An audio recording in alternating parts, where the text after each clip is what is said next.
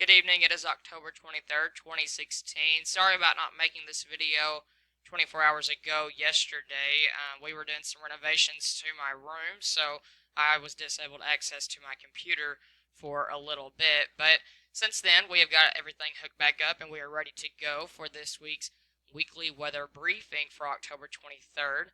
Right now, we have fairly mild temperatures. We reached a high of 72, 73 degrees today here at my place. Temperatures are currently dropping right now. It is nighttime, so we would usually expect temperatures to drop during the night, but otherwise we are seeing fairly mild conditions going that are going to last most of this week. No real big jumps in the temperatures on either way, warm or cold. Just kind of zonal flow for us here, which usually brings a very boring pattern to us. When we see zonal weather, we see a very boring pattern take shape.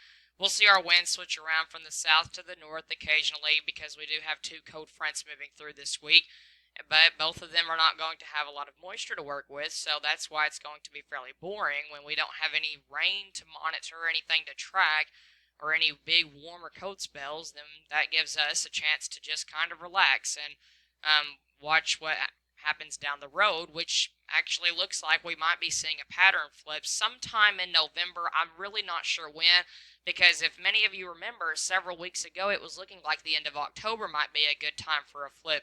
Well, right now we're sitting above normal in temperatures, so it keeps getting pushed back and pushed back. And if it gets pushed back right now, I'm expecting mid-November to late November to be a flip, but that's still a month away. So we still have quite a bit of time before we can even get to those late fall, early winter type feel to the air. But here for this week, it looks like we're going to be dry all the way through Wednesday.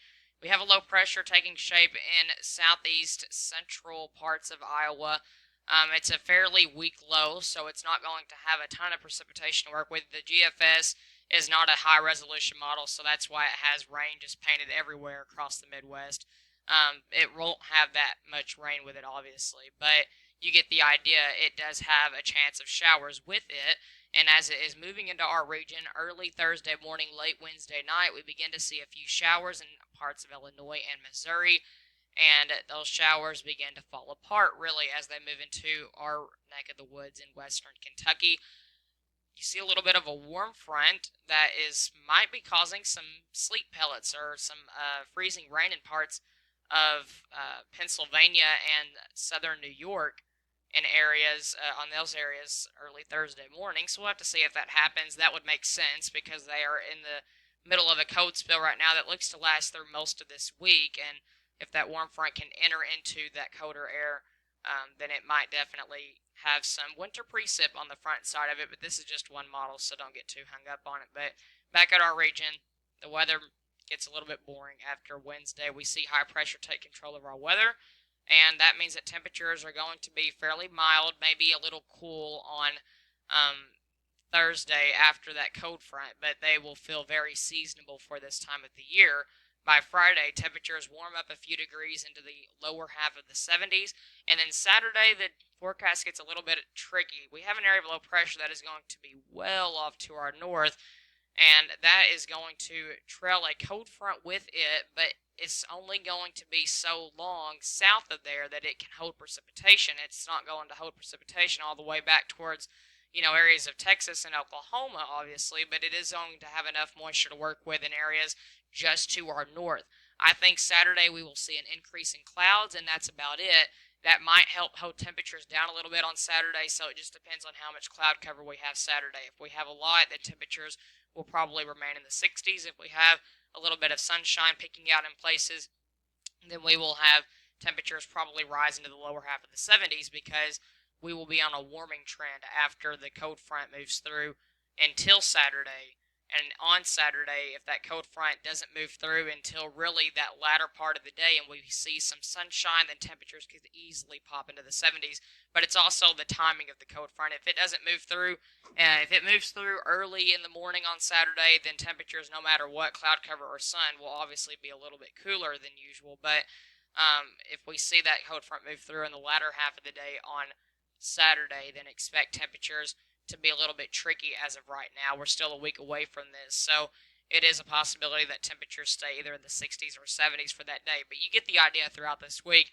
As you can tell, we're not expecting hardly any rainfall. GFS is picking 0.05 of an inch, and that is not the only model that is showing very low rainfall totals for this upcoming week.